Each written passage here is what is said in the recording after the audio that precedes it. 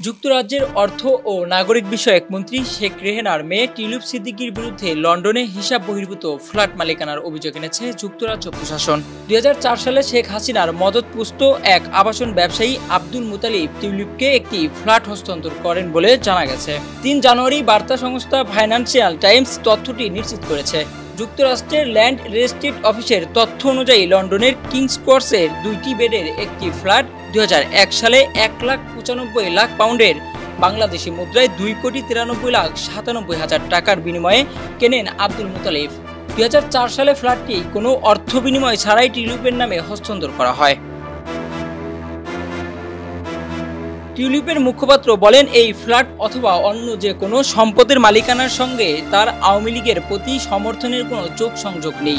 এদিকে ২০০১ সালে এই আলোচিত ফ্ল্যাট কেনার বিষয়টি নিশ্চিত করেন আব্দুল মুতালিব। তবে টিউলিপকে মালিকানা হস্তান্তরের কারণ জানতে চাইলে কোনো মন্তব্য করতে রাজি হননি তিনি। এ বিষয়ের সঙ্গে সম্পৃক্ত একজন জানান, অতীতে টিউলিপের পরিবারের দেওয়া আর্থিক সহায়তার কৃতজ্ঞতা স্বরূপ মুতালিব এই ফ্ল্যাটটি উপহার দিয়েছেন।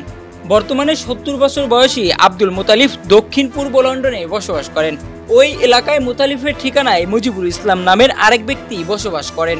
মুজিবুলের বাবা ২০১৪ থেকে ২০২৪ সাল পর্যন্ত বাংলাদেশের আওয়ামী লীগ থেকে নির্বাচিত সংসদ সদস্য ছিলেন।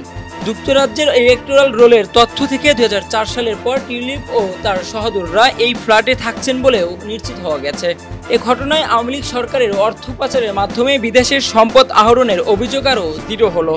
তবে টিউলিপ ও আওয়ামী লীগ এই অভিযোগ অস্বীকার করেছে। এর আগে যুক্তরাজ্যের ২০১৫ সালে অনুষ্ঠিত নির্বাচনে প্রার্থী হওয়ার আগ পর্যন্ত লেবার পার্টির পাশাপাশি আওয়ামী লীগের ইউরোপীয় ইউনিয়ন ইইউ এবং যুক্তরাজ্য শাখার lobbying unit and election studies team এ সংশ্লিষ্ট ছিলেন তিনি। নির্বাচনে জয়ের ক্ষেত্রেও আওয়ামী লীগের একটি গুরুত্বপূর্ণ ভূমিকা ছিল। তার বিজয়ী সভায় আওয়ামী লীগের প্রতি সরাসরি সমর্থন প্রকাশ করে।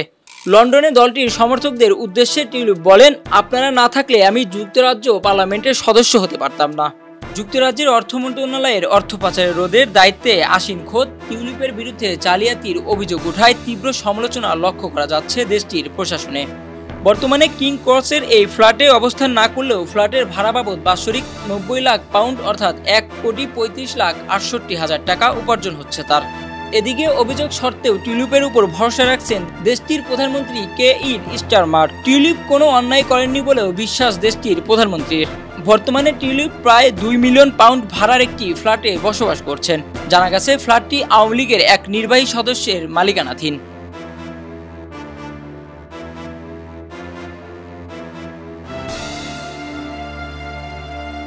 খবরের কাগজ, নিখাদ, নির্ভীক, নিরপেক্ষ।